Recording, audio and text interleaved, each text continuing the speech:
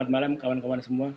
Malam ini kita akan bicara tentang hal yang agak berbeda sedikit, yaitu tentang SDM, sumber daya manusia, dan budaya iptek. Kita akan ditemani oleh dua narasumber, kawan lama saya, senior saya waktu di ITB. Mereka kedua-duanya adalah bekas aktivis mahasiswa pada zamannya. Bahkan yang salah satunya yaitu Mas Kemal Taruk pernah menjadi Ketua Dewan Mahasiswa ITB. Mas Kemal Taruk itu angkatan 70 atau 71 di Panologi ITB kalau saya tidak salah. Mas Idwan angkatan 73 di Biologi ITB. Saya sendiri angkatan 74 di Teknik Sipil. Nah, kita akan dengar pandangan dari kedua kawan kita ini tentang masalah yang sangat fundamental, yaitu sumber daya manusia iptek dan budaya iptek. Bagaimana pandangan dari mereka? Kita akan coba nanti saksikan dalam, kita coba diskusikan, kita gali dengan mereka. Oi. Selamat Mas Kemal. Ini kita ngobrol kosong, tapi saya record loh Mas Kemal ini supaya ada, jadi kita boleh. Ini aja. Saya ngobrol begini, kita record cuma untuk ini kita aja lah. Nanti kalau perlu buat catatan lah. Tapi berusaha kita nggak nyebut orang, nggak nyalain orang, nggak gitu. Kita ngobrol tataran kita lah, tataran orang tua lah. Karena ini topiknya kalau saya ngelihat ini sistemik, jadi bukan soal individu. Iya. Jadi beyond any individu gitu isu ini. Gitu. Iya. Kalau kita masih address ini pada level individu, institusi ini itu, kita sesungguhnya belum mengadres isu ini secara fundamental, belum sampai ke akarnya ya. Entah nggak mau, entah nggak ngerti, entah cuma mau cepat, itu ya nggak terserah lah masing-masing. Tapi menurut aku ini, aku kan kemarin nih chat sama Idwan waktu nggak bisa ikut itu kan. Nggak bisa, ini harus dirombak total menurut saya ini. Jadi keterbelakangan iptek kita itu fundamental banget gitu.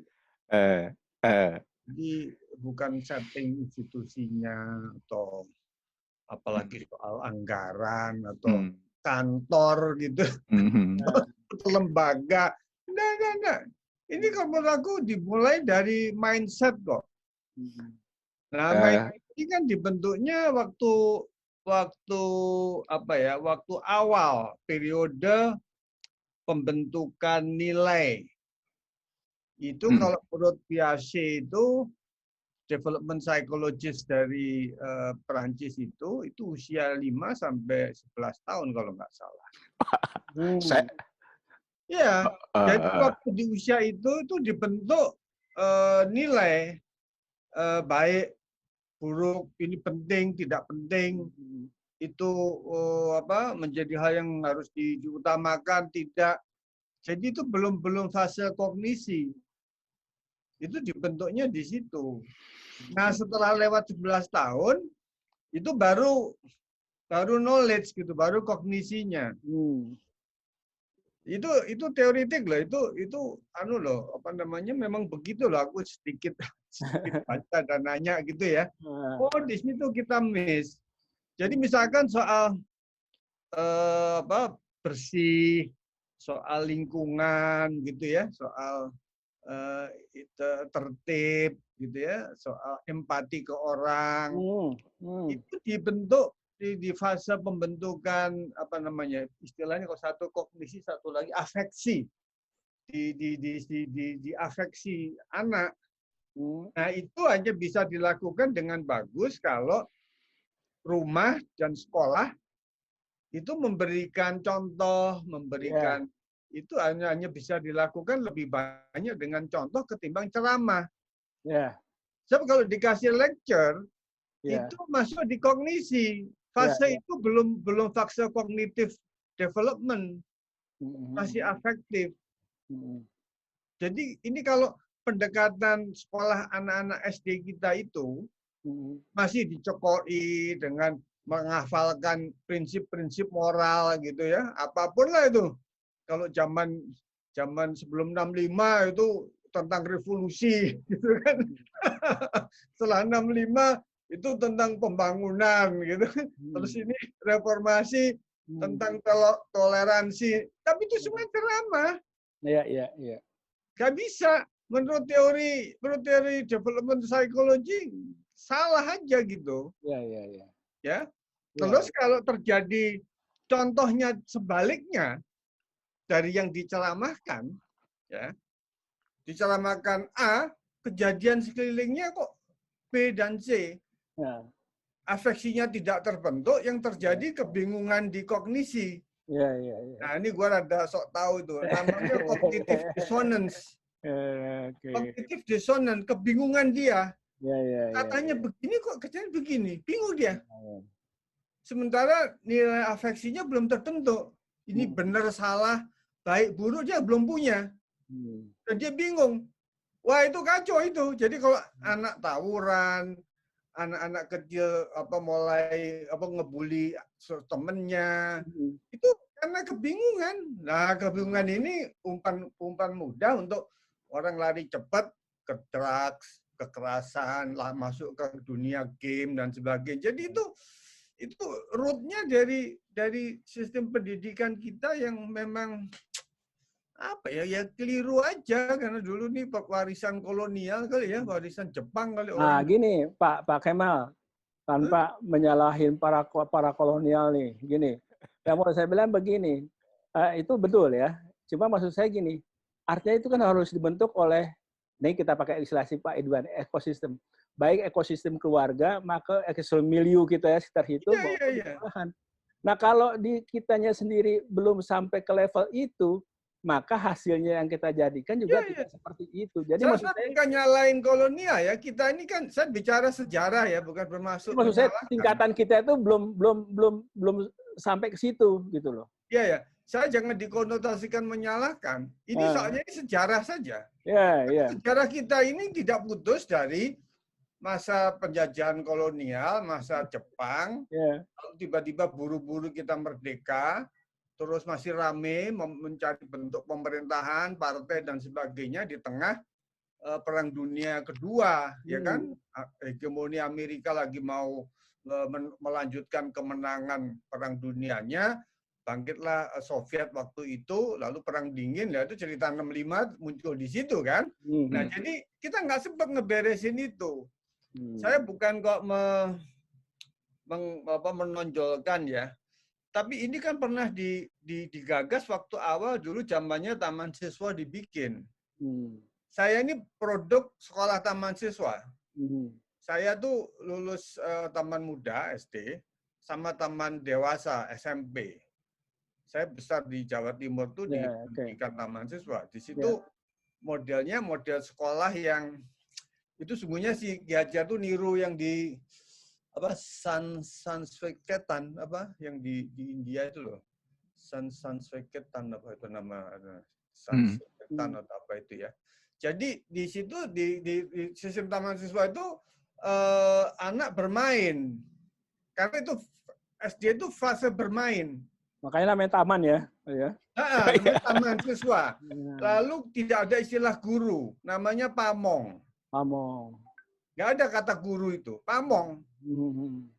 Jadi dengan begitu dia peranannya, kalau guru itu kan teaching.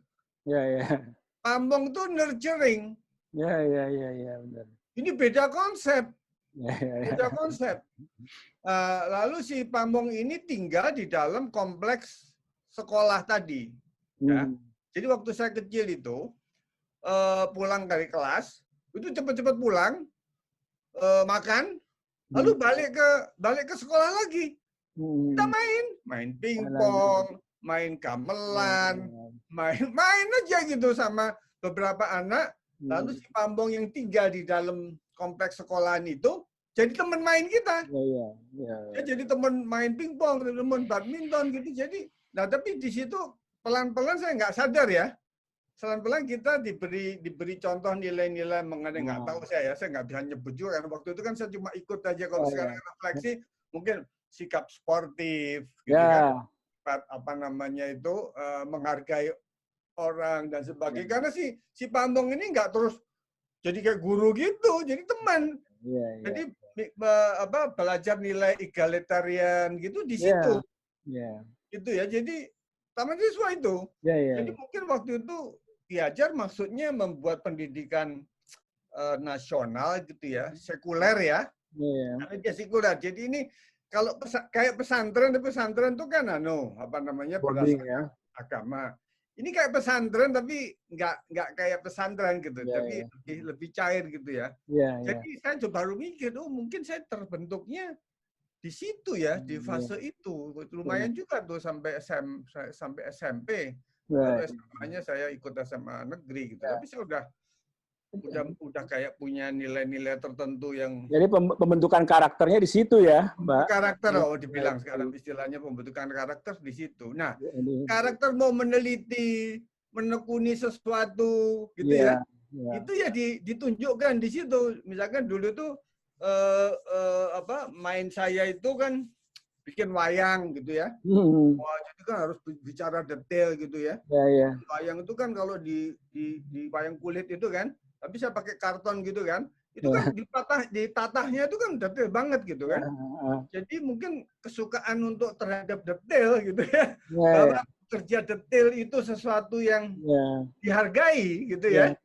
Itu barangkali secara nggak sadar itu terbentuk di situ dalam bentuk-bentuk seperti itu. Terus olahraga itu kan ada kalah menang gitu kan, kita ngajarin sportif gitu. Iya benar. Tadi Pak kita lagi ngobrolin soal sportivitas dengan Pak Iwan, itu kata sportivitas itu kan dari sport kan.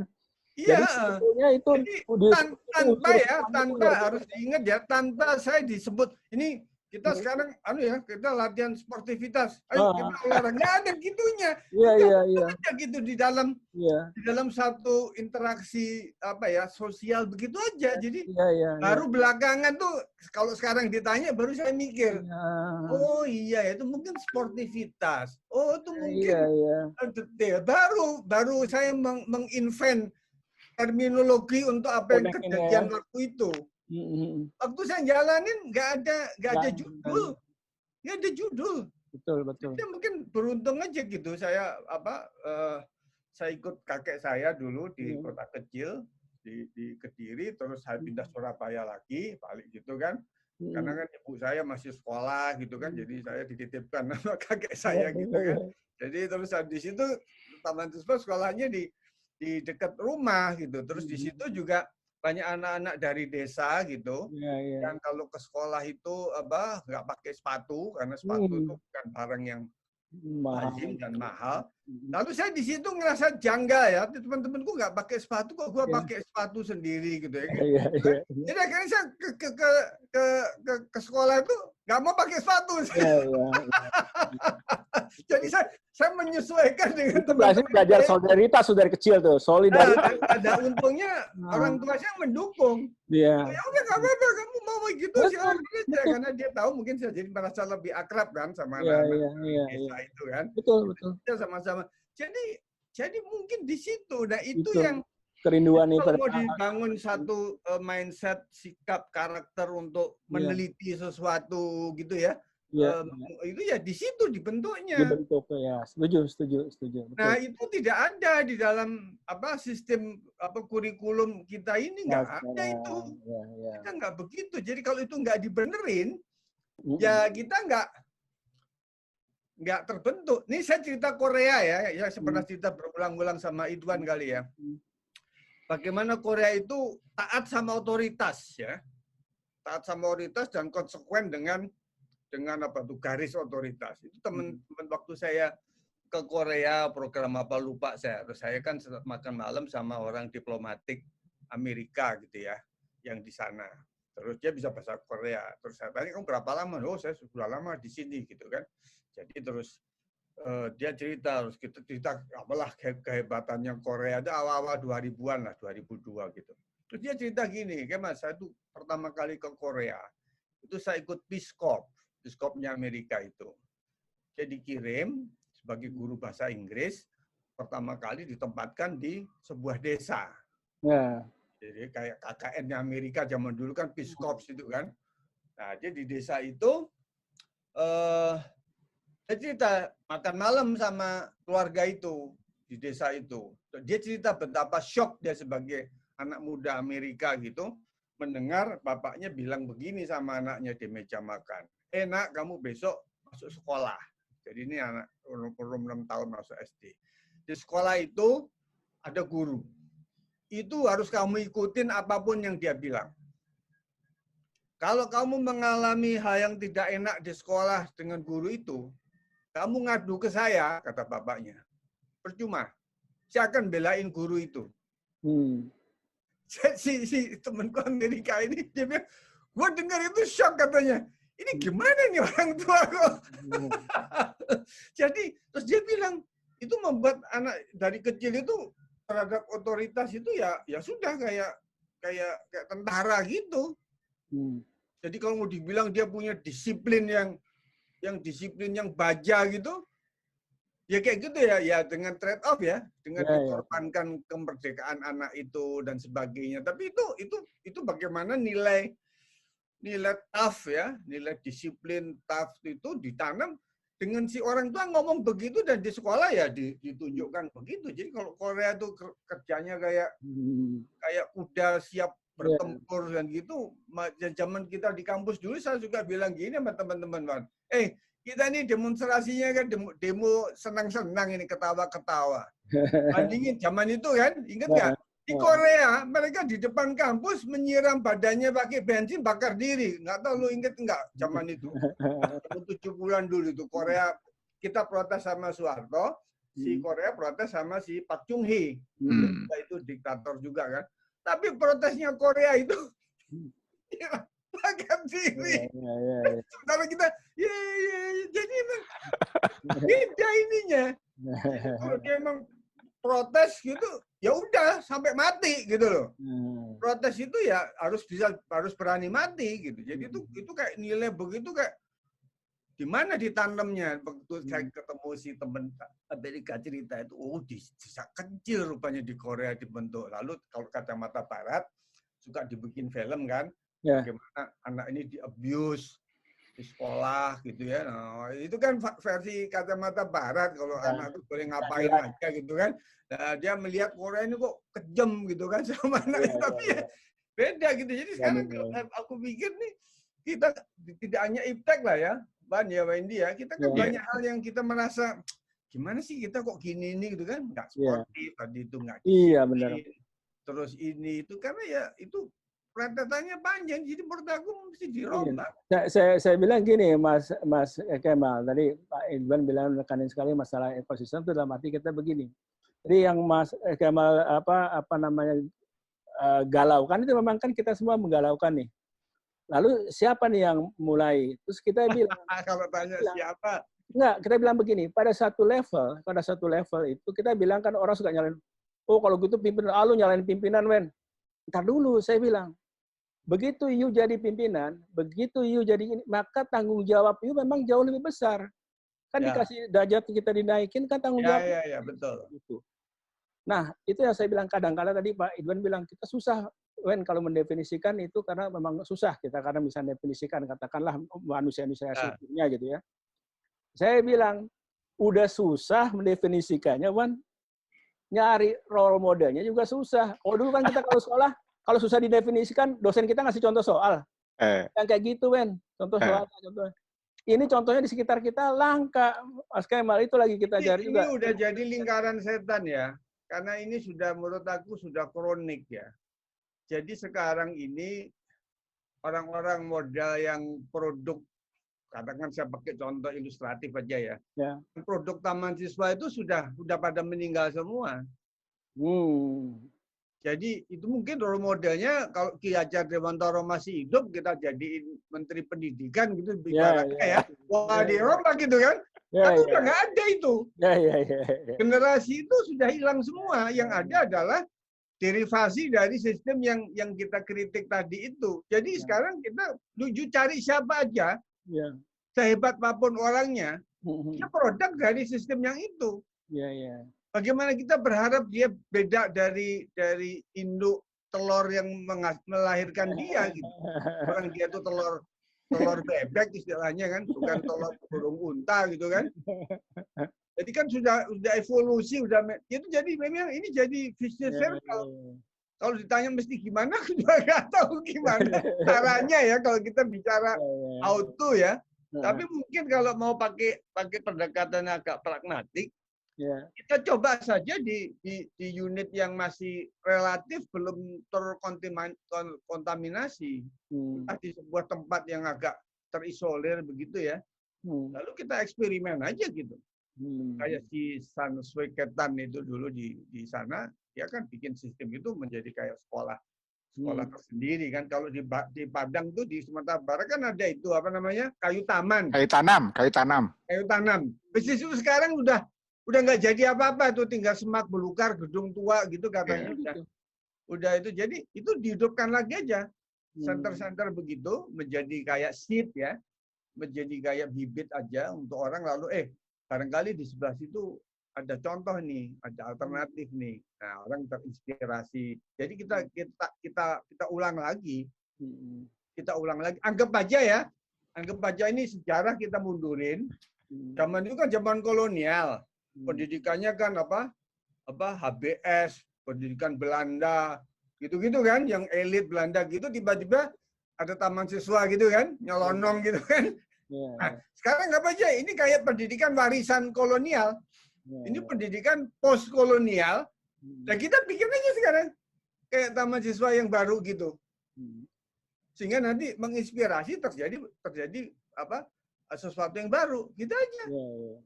Jadi kita treat aja ini semacam sistem post kolonial yang mewariskan nilai-nilai yang kira-kira tidak cocok gitu. Jauh susah. Zaman itu kan ngomong merubah pendidikan Belanda kan nggak mungkin merubah kurikulum Belanda zaman itu. Lalu Jepang masuk, orang disuruh taiso kalau pagi, ya kan? Wah, itu senam pagi itu warisan Jepang itu. Warisannya Jepang taiso. Bapak saya cerita itu. Style upacara pagi, upacara bendera, itu warisan Jepang. Warisan fasis militer Jepang. Betul, waktu zaman Belandanya nggak ada justru ya. Nah, stempel. Kalau nggak di stempel nggak sah. Warisan Jepang. Iya. Jadi kalau dibilang kita ini pasca kolonial masih ke bawah gitu, Belandanya masih ke bawah, aturan-aturannya masih Belanda, terus itu disiplin-disiplinnya ala Jepang, biasanya sama Jepang dipelihara juga dengan asosiasi peta dan ex heiho itu kan pamam dia di maintain itu. Itu om saya itu, Pak Des saya itu salah satu zamannya Marskal Maeda itu masih didatengin sama Jepang gitu, dimintain tolong untuk bikin ini dan itu, bikin bisnis ini dan itu. Paspor buat, you mesti tahu namanya PCI kan, Pacific Consultant Nasional kan. Itu yang bikin tuh awalnya tuh sama Pak Des saya. Saya ikut zaman saya umur tingkat 2 tuh 72, nganterin nyonya Ota, nyopirin, nganterin jalan ke Tangkuban Perahu gitu. Karena si Otanya lagi bikin itu, mendatangi si Pak Diku yang angkatan laut, yang dia nggak ada hubungannya sama consulting gitu, tapi dia ex orangnya Laksamana Maeda dulu kan, jadi dia orang pertama angkatan laut Indonesia gitu. Itu didatengin sama Jepang. Saya nggak ngerti, ya tapi saya harus datang sama kamu katanya. Karena bos saya di Jepang menyuruh untuk cari kamu. Jadi itu di-maintain sampai tahun segitu. Ini pengalaman pribadi. Terus saudara saya 2 itu dikirim ke Jepang, sekolah. Saya juga mau dikirim. Saya udah diterima di ITB, saya bilang, enggak, terima kasih, saya nggak mau ke Jepang. Saya bilang, tahun 72 itu. Sebenarnya ya, Mbak Mas Kemal, itu Jepang sama Belanda itu adalah 2 negara yang sebetulnya nation karakternya tuh hebat sebetulnya. Nah, cuma kan yang kita diwarisi itu yang ini 2 visi ya. Apa yang kita diwarisi itu yang kurang baiknya, atau kita menyerapnya biasanya nggak bisa menyerap secara utuh gitu. Yang mana tuh? Yang mana tuh? Itu perlu riset tersendiri untuk menentukan itu. Sebab kan juga ada juga yang orang-orang ex-didikan Belanda yang bagus itu. Iya betul. Ya kan? Jadi nggak bisa dibilang gitu juga. Kan juga dibilang gini, ini kalau ini kan cerita babi kue ini. Bisa dibedakan jenderal yang didikan Belanda, yang ex-kenil, sama didikannya Jepang. Jadi Nasution itu ex-kenil.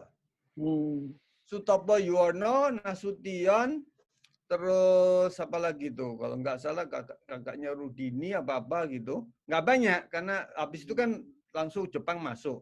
Sama yang Pak Harto CS. Jadi nah beberapa jenderal Siliwangi itu ex-kenil.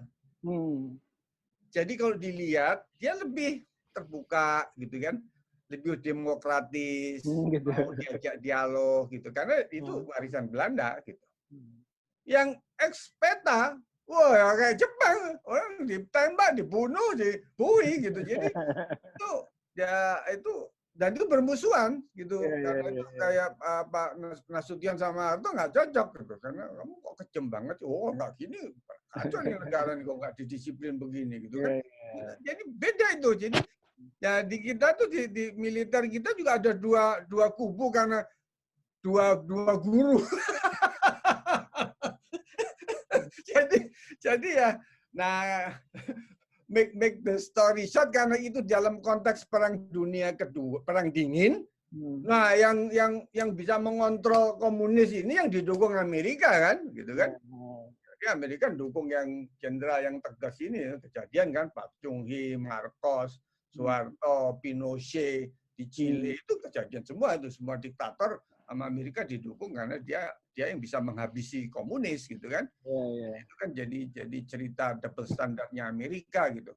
Dia bicara mengenai HAM dan sebagainya, lalu kamu mendukung pemerintah diktator gimana katanya. Nah, jadi ini kan kritik terhadap politik. Jadi kita mewarisi dua yang nggak tahu ini itu kita tadi dibilang jelek semua ya enggak, buktinya ada yang bagus. Kalau Jepang dibilang juga jelek itu juga ada yang bagus. Yang Pak D saya itu akhirnya PCI itu jadi di sini udah sampai sekarang masih beroperasi. Jepang dihargai banget itu. Iya, Jadi betul. itu juga nilai yang dia punya gitu ya. Jadi apa kita cukup mewarisi begitu kayaknya juga karena kita mungkin nggak tahu lah terlalu sebentar kali dijajahnya Jepang. Ayo Pak Idban jangan ketawa aja, ayo mana? Enggak, saya gitu. Jadi mesti dibongkar ya. Siapa yang bongkar nggak tahu. Idban aja nggak ngerti gua juga. Jadi kalau enggak gini terus. Gini, Mas Kemal. Kemarin pada waktu saya sama Jaya Suprana itu, saya bilang begini. Siapa bilang? Saya bilang itu Indonesia itu tidak mengenal iptek. Saya bilang kita punya metric system sendiri, saya bilang.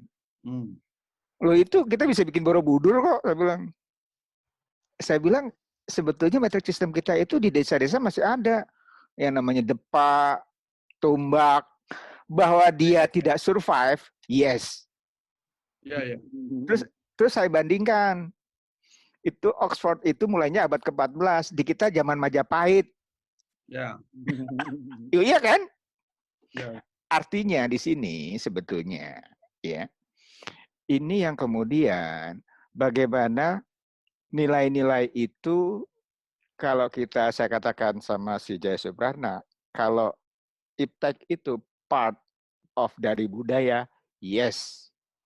Bahwa kemudian disepakati oleh dunia, metric system yang sekarang berlaku karena bisa kita formulasikan jadi bahan-bahan atau jadi satuan-satuan yang bisa dalam kehidupan sehari-hari. Yang barangkali juga pada saat itu juga zamannya Majapahit juga ada, bukannya nggak ada. Iya kan? Artinya bagaimana posisinya sebetulnya berbudaya itu sebetulnya ada. Cuma kemudian saya bukan disanggah, dia bilang si Jaya Suprananya, Pak Idwan itu sebetulnya di kita itu juga ada universitas besar pada waktu zaman Buddha, dia bilang. Itu ada I Ching, dia bilang. itu pada saat Sriwijaya itu bekerja sama dengan Nalanda di India, kolaborasinya. Itu abad yang lebih awal lagi. Saya bilang, wah saya nggak tahu nih. Ya, benar-benar. Nggak. Jadi maksud saya itu begini, kembali lagi, itu kan pada dasarnya kan civilization ya, memberikan value-value yang kita bahas pada akhirnya ujungnya sampai di sini. Bahwa ada yang tumbuh, ada yang hilang, dan sebagainya yang kemudian sampai pada posisi hari ini. Dan buat saya sebetulnya, yang Wendy katakan tadi bahwa kita itu nggak punya role model, right? Tapi juga kalau misalkan kita katakan, Mas Kemal katakan, ya udahlah kita coba bergerak langsung, yang kemudian bagaimana kita buat eksperimen sosial, eksperimental dan sebagainya di desa dengan nilai-nilai yang kita pelajari. Sebetulnya pada beberapa itu sudah ada, Mas Kemal. Ya. Sekolah alam, apa dan sebagainya. Siapa teman saya tuh buat apa ya? Yang ada licensingnya dari apalah, dari Amerika itu juga ada hal-hal seperti itu. Tapi kan kembali lagi, kalau buat saya sih sebetulnya model dengan value yang unik khas Indonesia ini, kalau buat saya khas Indonesia itu sebetulnya kalau mau dibilang dominan itu ya Jawa sebetulnya. Kita tuh cuma kadang-kadang suka malu-malu sih. Jawa sebetulnya yang bisa diambil, ya memang dia mayoritasnya di situ, yang kemudian yang sebetulnya harusnya kita konversikan nilai-nilainya ya. Memang ada dari sekian banyak diversity-nya dari budaya ini, memang ada nilai-nilai yang sama tuh ada. Sama tuh ada. Seperti gotong royong dan sebagainya.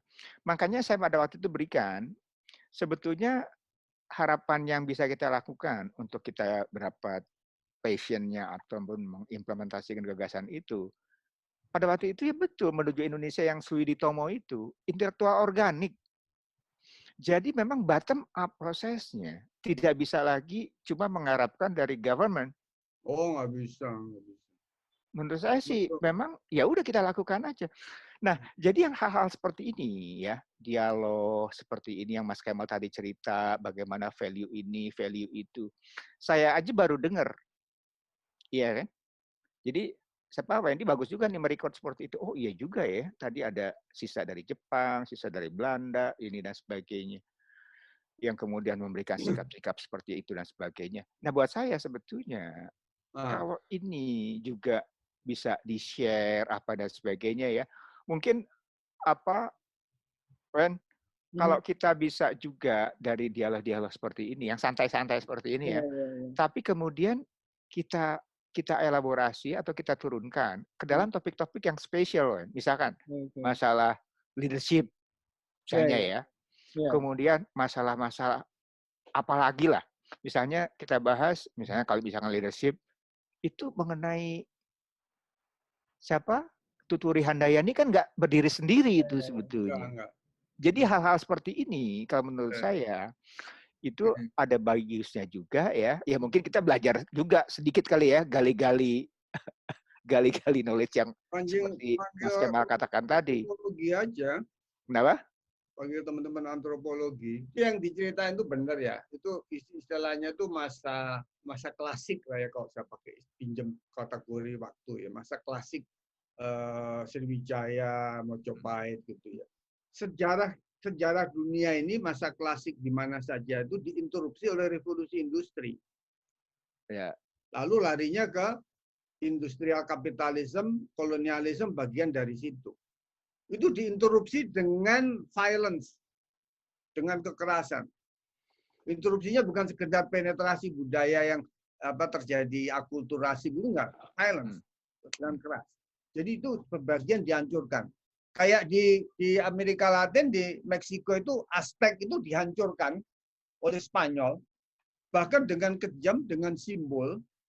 Gereja katedral di Mexico City itu bagian bangunannya itu diambil dari batunya Aztec untuk memberi pesan bahwa batu kuil berhalamu itu sekarang masuk menjadi bagian dari gereja. Segitu ininya. Kekejaman secara budaya. Itu kita nggak ngomong kekejaman dibunuh dan sebagainya. Jadi terjadi ada disruption dalam sejarah dan budaya yang dihancurkan itu. Sehingga nilai-nilai tadi itu boleh dibilang putus. Ya. Indian, Native Amerika itu hilang bahasanya. Mereka dibunuh, dihabisin. Saya ke Museum Indian di Oregon tuh dia sedang mengumpulkan kembali bahasa. Saya lihat begitu, Indonesia lumayan juga. Jadi kita harus rekonstruksi itu. Sekarang saya jadi refleksi ini. Itu Ki Hajar itu mungkin merekonstruksi filosofi Jawa ke dalam pendidikan pasca kolonial. Karena itu metafor bahasa yang dia pakai bahasa Jawa semua.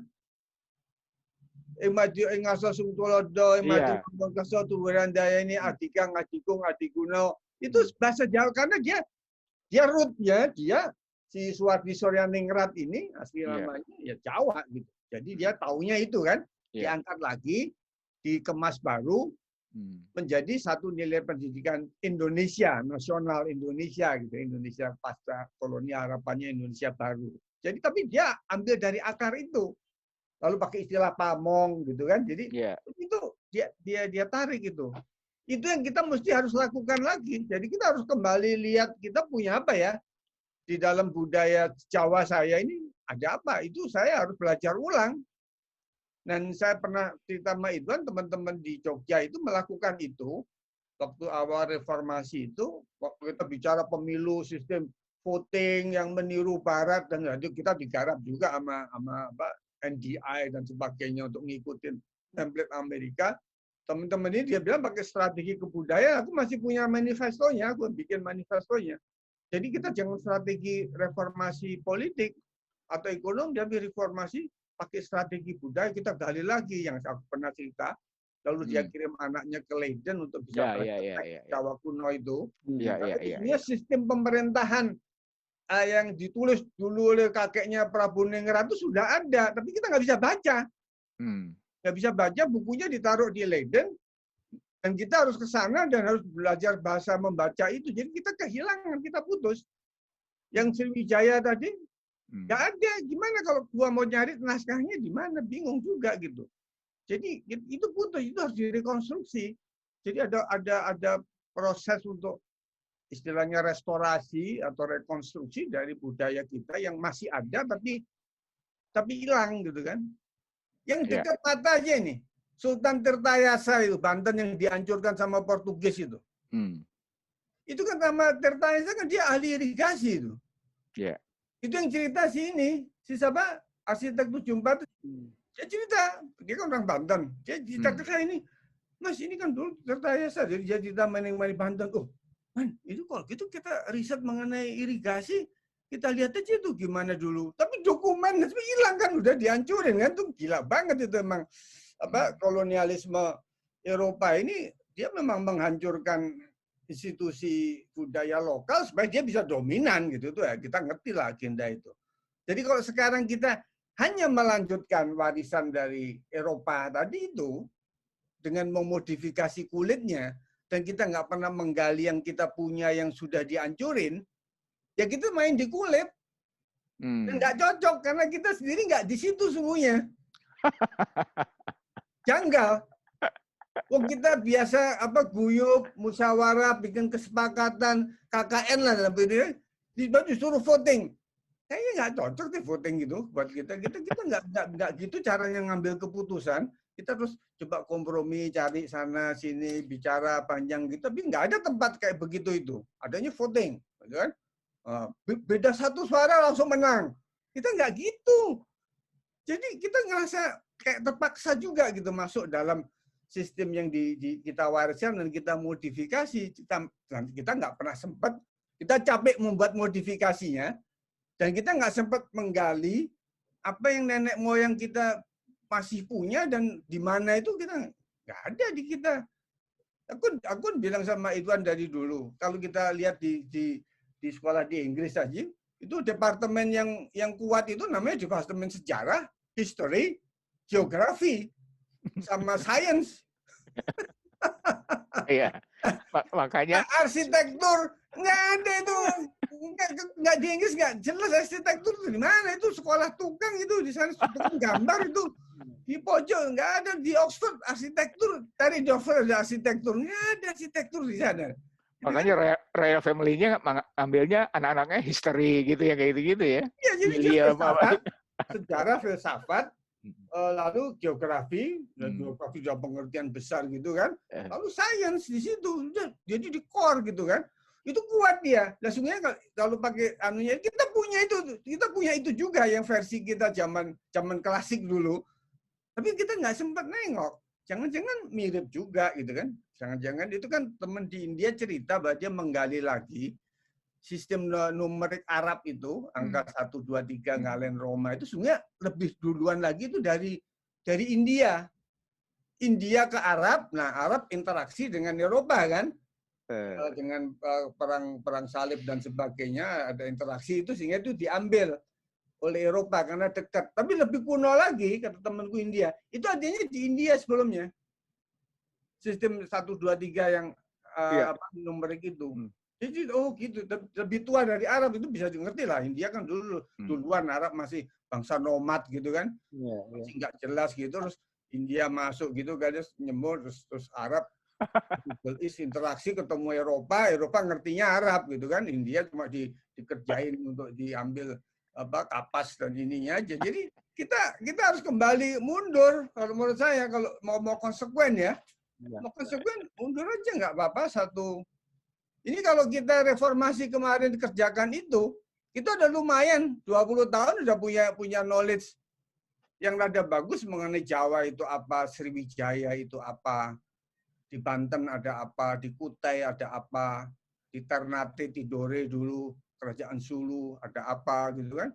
Itu kan kita dapat itu udah lumayan. Sekarang kita 25 tahun ini ubah gitu.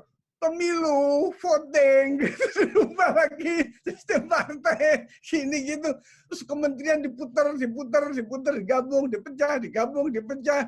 Aduh, kita capek di situ. Akhirnya ya kita habis energi di situ, umur kita udah habis, Wan. Gitu, Pak. Nggak tahu nih kita masih sempat apa enggak ini. Saya membayangkan gini. Ada kita kan iri nih, misalnya iri untuk lebih maju sama dengan bangsa-bangsa yang tadi itu yang udah lebih dulu daripada kita. Akhirnya kita ingin ngejar kan, kita pengen ke anak tetangga gitu kan, hebat gitu. Padahal kita itu pertama belum sampai ke sana, kedua mungkin tadi kita pendekatannya juga bukan begitu, tapi kita pingin hasilnya sama. Nah, akhirnya yang kita lakukan adalah kita coping. Kita coping itu dengan satu, kalau coping tentunya nggak berhasil seperti yang dianya, terus kemudian karena memang nggak cocok dengan ini kita. Nah, akhirnya kita jadi kayak di persimpangan gitu. Jadi indikator keberhasilannya kita taruh yang seolah-olah sama dengan yang orang lain yang kita kepengen jadiin model itu. Sementara di bawahnya tuh kita nggak hidup di dalam era yang seperti itu, dalam iklim yang seperti itu gitu. Ini sorry kalau udah terpaksa banyak ngomong ini kan. Saya ngikutin channel Nat Geo. Ya. Di situ ada serial namanya China Awakening. Ternyata Cina itu dilepas dari industrial capitalism ala Cina yang jadi pertumbuhan itu. Dia itu di tiap daerah itu bikin museum. Dan museumnya bagus-bagus. Jadi dinasti Han baru ditemukan. Itu ada koin perunggu gini-gini, lalu ada archaeological event, lalu museumnya sendiri di film itu dilihatin nggak tanggung-tanggung, bagus banget gitu. Di display dan sebagainya itu masih berjalan gitu. Oh, ini dinasti di provinsi mana itu dulu bersinggungan sama Roma. Jadi orangnya begini, ini ada.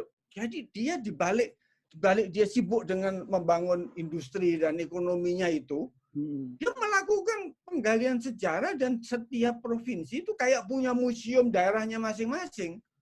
Dan ada kuratornya kalau nerangin gitu, oh ini serius nih orang neranginnya dalam gitu kan, diterjemahkan yang interview kan bahasa Inggris gitu kan. Ini gila ini proyeknya Cina ini. Itu jadi dia baru zaman Cina punya duit ini, lalu dia kerjakan itu gitu kan. Jadi saya lihat, ini hebat ini Cina ya dengan dia punya nilai menjunjung leluhur itu ya. Nah itu mungkin itu diwariskan ribuan tahun kan. Jadi dia melakukan itu dengan serius, dengan tekun. Dan kita juga nggak punya itu ketekunan untuk melihat warisan luhur yang Ridwan ngomongin kita ngomongin dari dulu Borobudur ya gitu-gitu mau coba tadi saya di Jawa Timur aja gua nggak pernah tertarik gitu untuk lihat Trowulan itu. Ada apa sih di Trowulan gitu? Terus kita punya apa? Yang zaman SBY yang kayak piramida itu. Ya udah cuma jadi cerita gitu nggak terus wah ada arkeologi coba dicari gitu. Terus tiba-tiba yang muncul kekaisaran Sunda gitu, lalu plat mobilnya ketangkep. Kita mainnya tuh di kulit gitu loh. Jadi Cina tuh gila, saya bilang, saya tuh terganggu-ganggu nih, gila nih Cina ini. Sangat dia menggali mundur ke akar budaya dan sejarahnya. Jadi dia nggak mau putus itu. Cina yang sekarang ini, sungguhnya kita udah punya itu. Dari zaman dulu udah ada ini emas, ada perunggu, lalu dilihatin teknik bikinnya gitu. Detail banget. Waduh, gila ini.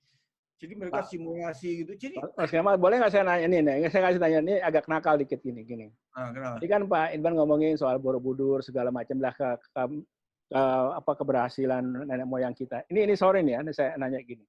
Nggak apa-apa. Kan nggak ada bekasnya ini. Betul. Nggak ada bekasnya. Pak Kemal kan dan Pak Idwan kan paham dengan sekarang dengan istilahnya turnkey project. Project yang kita bikin turnkey project, katakanlah masuk kita bikin misalnya bukan MRT lah. Ya itu jadi itu turnkey dari orang lain ya. Nah dari orang lain. Iya. Ada beberapa temen nih bilang, jangan-jangan Borobudur tuh turnkey project. Sehingga nggak ada transfer of knowledge ke kita sehingga putus gitu. Betul, bisa masuk jadi. Akal ya. Masuk akal karena begini, kita dulu kan ada di dalam teritorial Jawa sampai India, sampai Indochina dan India. India Timur itu Kerala itu kan sangat dekat ke kita itu. Itu kalau lihat saya pernah baca itu lalu lintas kapal dan sebagainya itu kayak nyebrang-nyebrangan gitu aja itu Kerala itu. Jadi bisa aja dalam rangka hubungan persahabatan begitu untuk juga kalau dia datang ke sini nggak perlu nggak perlu bikin sholatnya nggak perlu ke masjid balik lagi ke Arab bikin masjid di sini deh gitu kan. Sunan Ampel bikin masjid gitu kan jadi masjid Ampel itu kan. Kenapa nggak itu dilakukan oleh Islam? Kenapa ada Masjid Demak? Kenapa Masjid Sunan Ampel? Itu kan dulu yang bikin Cina Islam dari utara. Ampel itu Cina.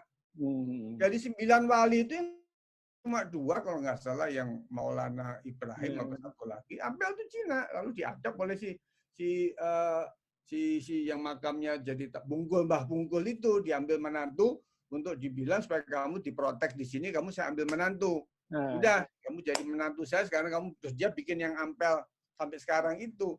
Jadi itu bisa terjadi itu masjid itu bikinan dari Cina Islam dari Cina, bukan bikinannya orang Surabaya. Orang Surabaya nggak ngerti bikin masjid itu gimana.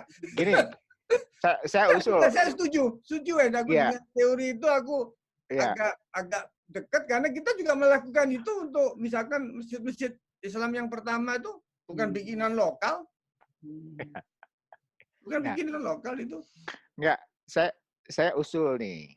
Dalam bisa ditindaklanjuti menurut saya ya.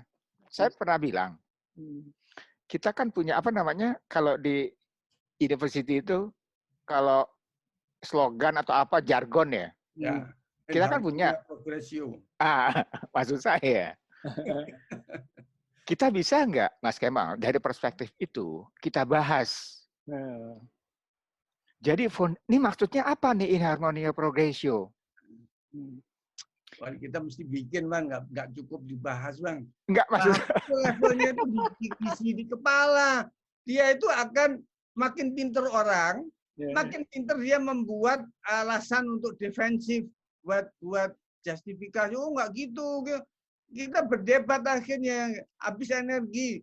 Kita bikin aja, ini gua bikin gini, lu lihat nih cocok nggak, gitu aja. Kalau cocok ya silakan lu pakai, kalau nggak cocok ya gua mau bikin begini. Itu menurut saya lebih efektif ya. Iya, iya, Dan iya, itu bisa iya. kita wariskan. Ini kan kita udah umur statistiknya kan udah lewat semua ini. Jadi nanti kalau kita lewat, Adiwan bisa nerusin gitu kan. Iya, Si Amo anak lo yang bisa nerusin. Tapi kalau Iya. debat ngomong, ya udah hilang. Lepas di udara menurut aku. Menurut aku mikir lebih mencari effectiveness, mencari impact kalau saya sekarang ini kalau kita mau lakukan Iya. sesuatu yang sisa waktu kita ini. Kita make impact aja yang bisa kita wariskan, orang bisa nerusin, bisa dibongkar-bongkar silahkan aja, tapi ada sesuatu.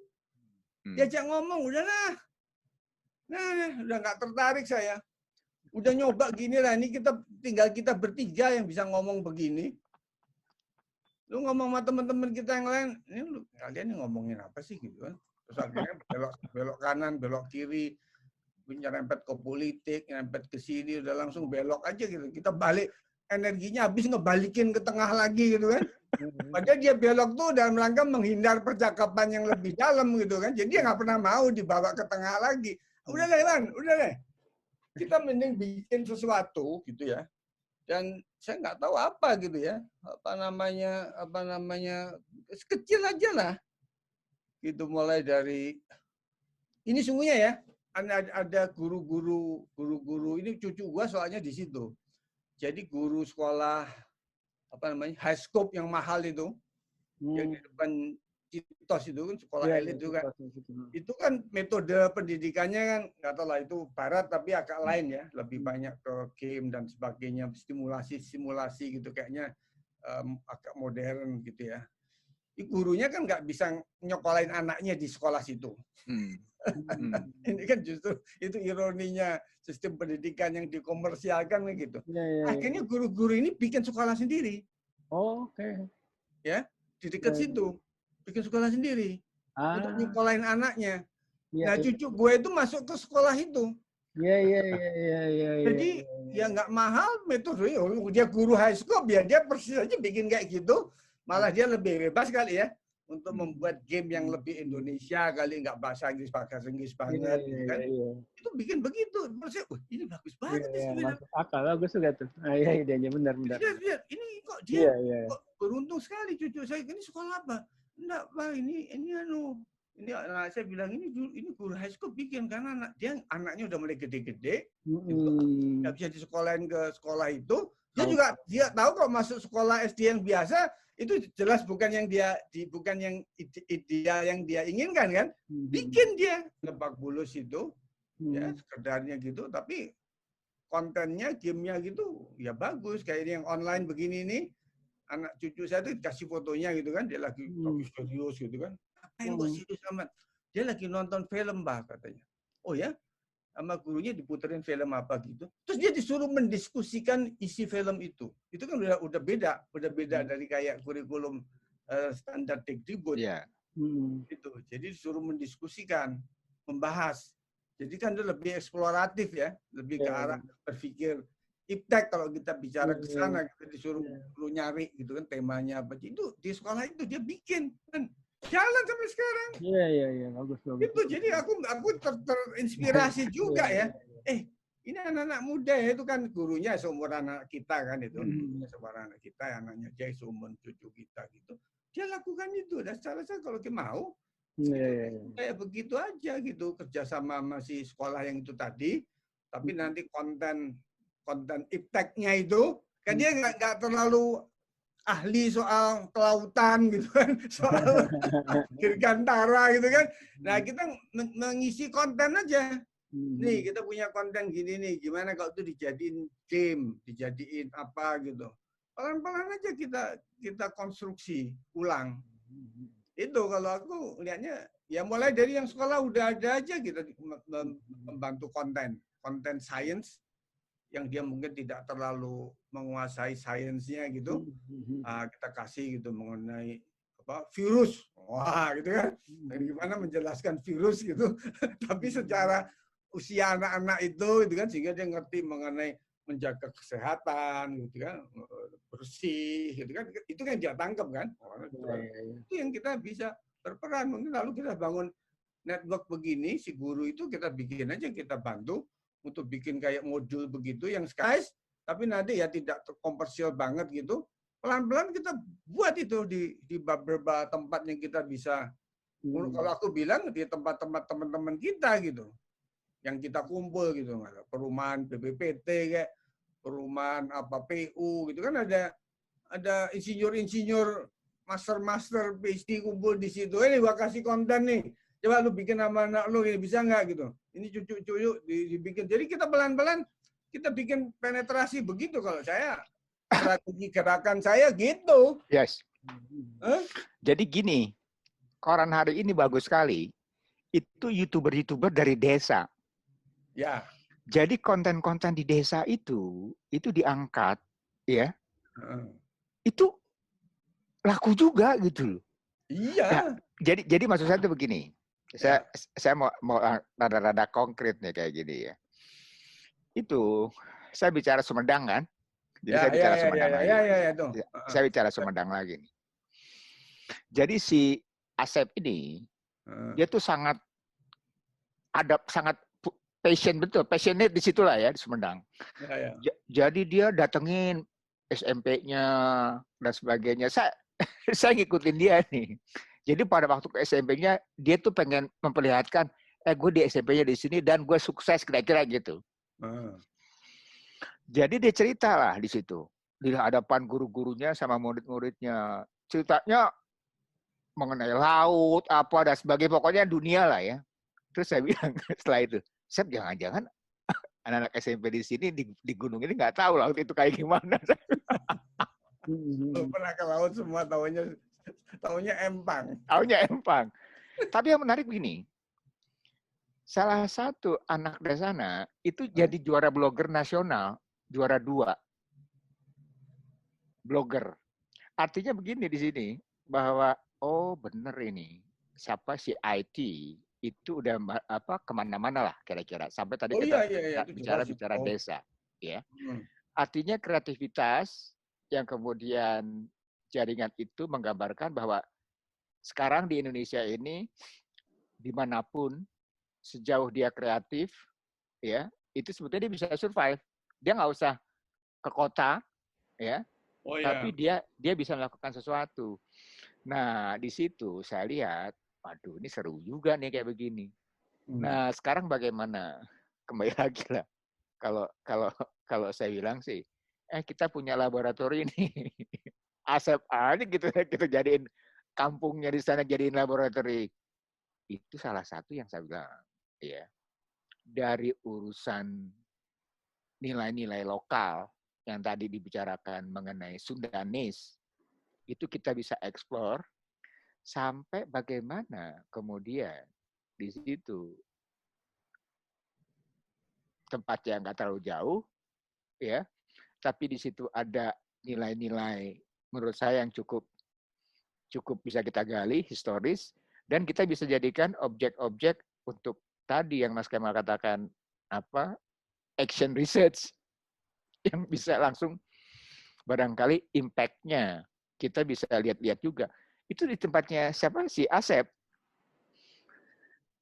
di kampungnya itu dia pasangin betul itu jaringan IT dan sebagainya. Dia punya servernya dari sini, dari Jakarta. Tapi dia bisa operate di sana. Iya. Jadi in term of technology itu sebetulnya kita bisa ngerjain di mana-mana sebetulnya sampai di sananya sendiri. Jadi saya bilang ini sebetulnya kantor bisa ada di mana aja. Kayak gitu-gitu. Jadi kalau action research kalau menurut saya sih itu kita bisa bicara juga itu dengan siapa, dengan Adiwan dan sebagainya, bicara desa apa dan sebagainya yang menginspirasi wilayah dari desa dan seperti itu. Jelas bisa. Nilai lokalnya. Kita perlu ekstra energi terus terang aja, Mbak masih punya, Mbak. Itu kita create konten. Itu effort tersendiri, itu nggak mudah. Karena kita harus menggali dari istilah apa ya, local wisdom kita yang kita sendiri juga udah banyak yang lupa kok. Iya. Ya kan, jadi kita itu misalkan dongeng si Kabayan. Si Hmm. Kabayan itu jadiin konten yang lalu dikontekstualkan menghadapi pandemi gitu kan. Kabayan menghadapi pandemi. Kabayan sedang lockdown. Kabayan sedang ini. Siapa yang mau bikin begitu? Itu perlu expertise tersendiri ini, konten Yeah. creator ini. Dan Yeah. kalau dijadikan ke pendidikan, Yeah. itu satu subjek pelajaran sendiri mengenai apa namanya tuh kurikulum desain apa gitu.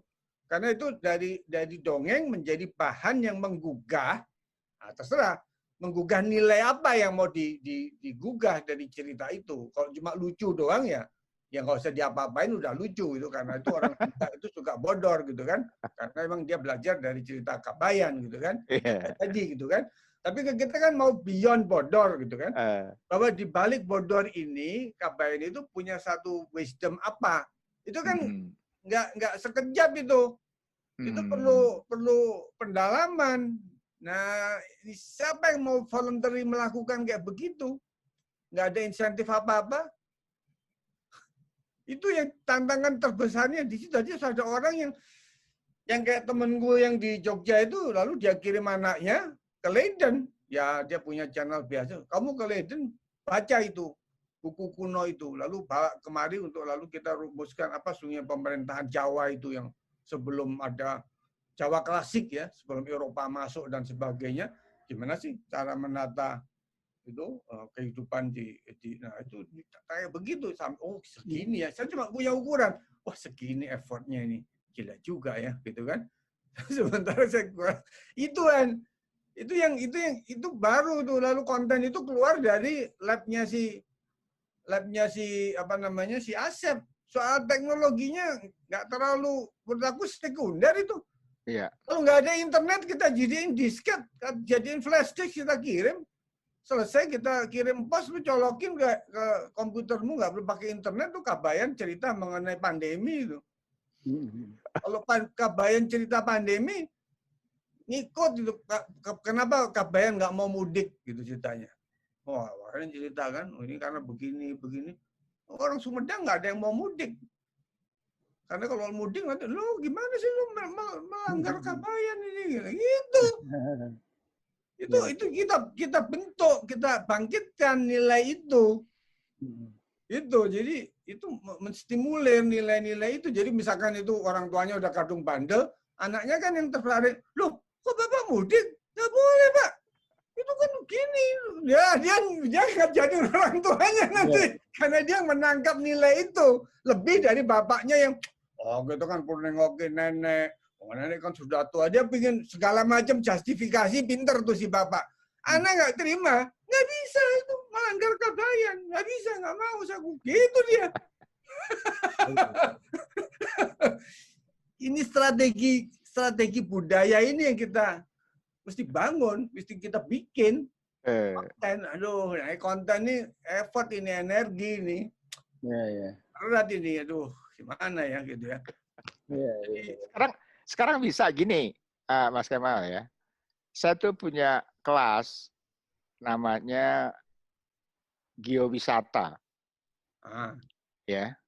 Saya suruh anak-anak si Z Generation ini itu membuat podcast.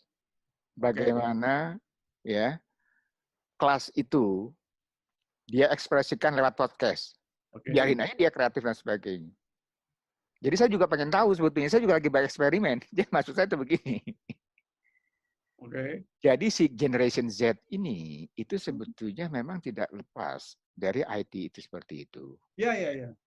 Nah kemudian tinggal bagaimana kita arahkan. Kita bukan bereksperimen ya, tapi bagaimana dia ketemu dengan passionnya dia, ya. Tapi tetap ada substance yang dia bawa, konten. Nanti saya mau lihat juga sebetulnya semester ini kayak apa dan sebagainya. Mereka bisa kok, mereka mau itu.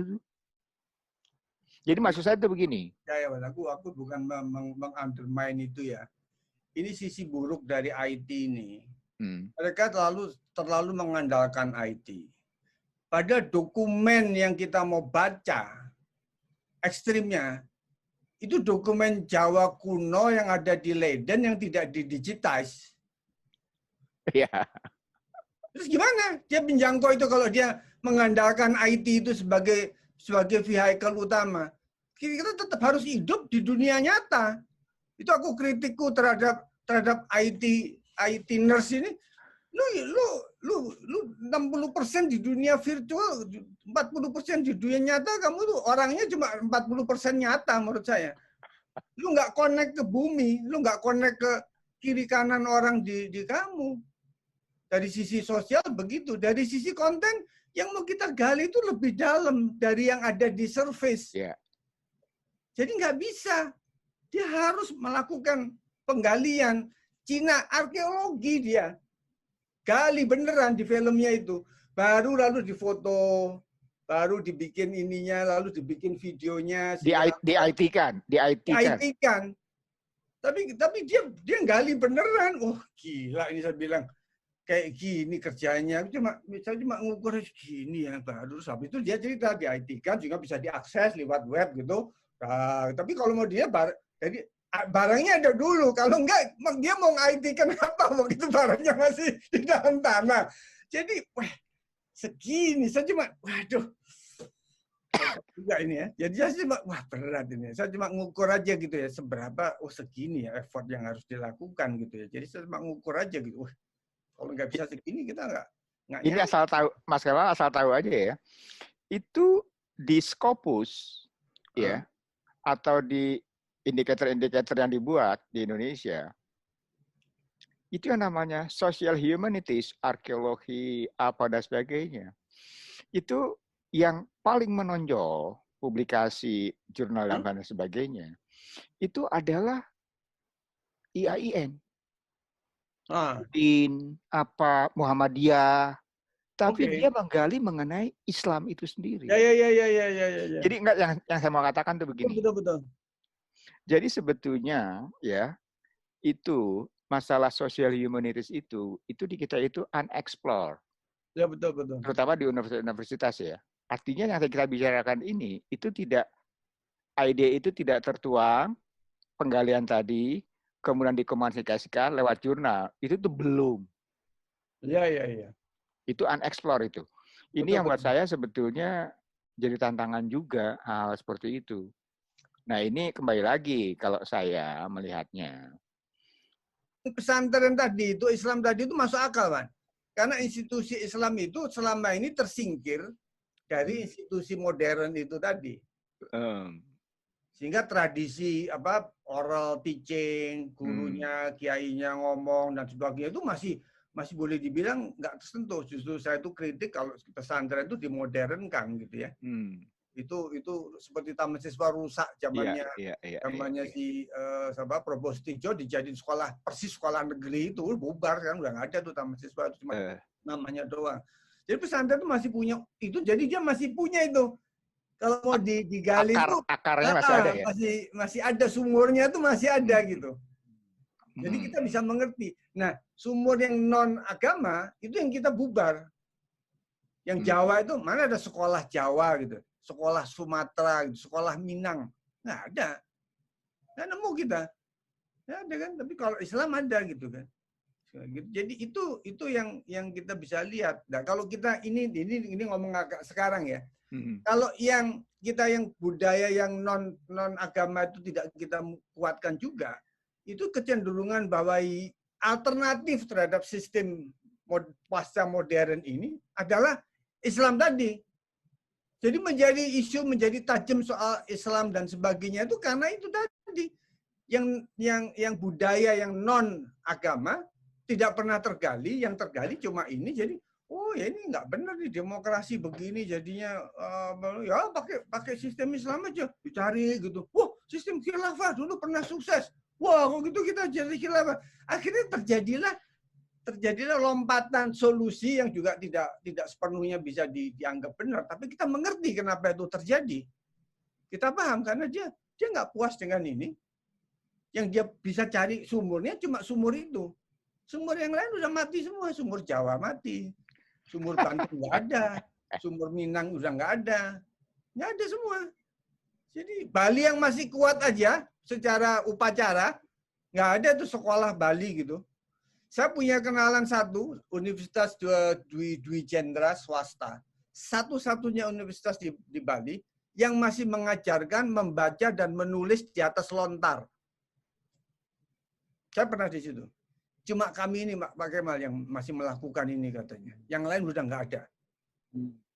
Jadi itu ada lab lontar, dia nulis, gitu, dan membaca di atas lontar beneran. Dwi Jendra namanya. Cuma satu di Bali, universitas swasta kecil.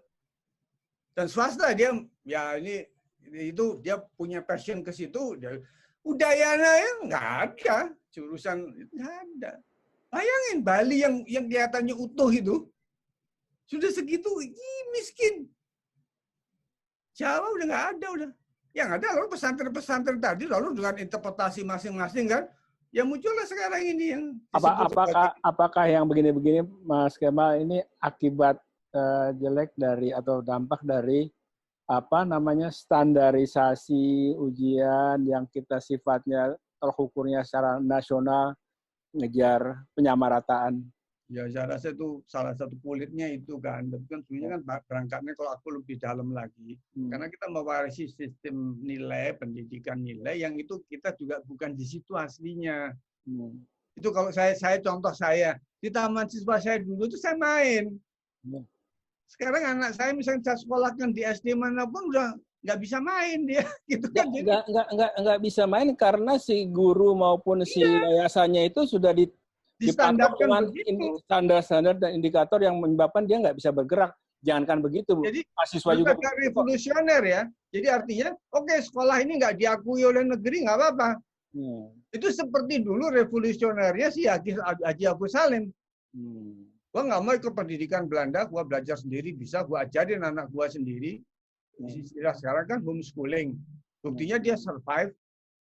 Nah, semangat revolusioner terhadap penjajahan itu sekarang transfer penjajahannya ini sebuah sistem sistem standarisasi global ini. Kita harus berani melakukan perlawanan begitu juga. Mungkin orang-orangnya satu guru-gurunya mungkin beberapa mungkin berani.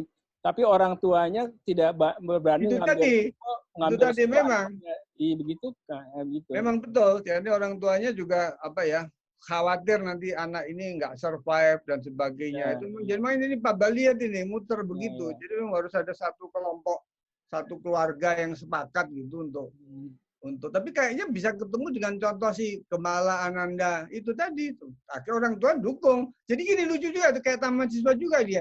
Jadi untuk acara-acara tertentu, orang tuanya dikasih tugas. Gitu. Ini acara show, gitu kan? Show-nya online ya, show-nya online. Anak-anak disuruh bikin apa gitu, nanti di Zoom begini, gantian gitu. Nah, itu orang tuanya dilibatkan untuk menyiapkan, lalu ada pertemuan orang tua gitu, dilibatkan. Jadi anak menantu saya, ibunya itu juga sibuk gitu ngatur begitu. Tapi bagus juga ini. Orang tua dilibatkan ini. Jadi orang tuanya terbawa yang mungkin ada yang males gitu, tapi kan lihat kiri kanan pada sibuk masa gua enggak. Jadi terdorong, jadi terbentuk satu komunitas itu pelan-pelan komunitas itu terbentuk. Jadi memang dari satu itu tadi baru dilihat kemana dia bisa bergerak, bisa berkembang sesuai dengan situasinya gitu. Nggak ada rumus itu memang. Jadi tapi mulai dulu memang harus ada. Nah, mulai bisa dari city itu dari unit kecil, bisa juga dari relaksasi sistem yang misalnya kayak ini misalnya ya, kan sekarang si Menteri PDK-nya bilang kampus merdeka, itu kan sekolah mereka itu mulai kan 1 semester, 2 semester mungkin gitu kan. Pada satu titik juga nanti juga SMA barangkali juga begitu, nanti ada muatan-muatan yang nggak harus selalu seragam, apalagi muatan. Si Nadiem kan juga mengharuskan ada sekian mata pelajaran yang itu di luar ininya kan, di luar main subjek dari kurikulum, jadi harus keluar gitu. Cuma dia nggak ngasih tahu keluarnya kemana, dia nggak asal. Itu yang kita harus ciptakan konten. Keluar kamu saya kasih ini gitu. Nah, Nadiem belum sampai sejauh itu gitu karena itu kan perlu satu effort tersendiri. Jadi kalau kita simpulkan kita bertiga aja mulai. Gitu. Setuju. apa gitu. Ini trio Idwan, Wendy, Kemal bikin apa gitu, masa nggak didengerin orang sih gitu kan? Terima kasih Mas Kemal, Mas Idwan atas bincang-bincangnya secara santai tentang penyiapan sumber daya manusia, khususnya sumber daya manusia ITEK, terkait dengan pentingnya nilai-nilai budaya lokal yang kita coba gali berdasarkan pengalaman empiris dan pergaulan kita sehari-hari yang kita rasakan sangat penting menjadi modal bagi sumber daya manusia Indonesia. Kita tentunya terbuka kepada apabila ada kawan-kawan yang ingin membahasnya lebih lanjut, karena kita akui bahwa kita sendiri bukan pakar budaya dalam arti akademisi. Kita hanya sekumpulan insinyur yang mencoba peduli dengan nilai-nilai budaya tersebut. Terima kasih dan mohon maaf apabila ada kekurangan. Wassalamualaikum warahmatullahi wabarakatuh. Selamat malam.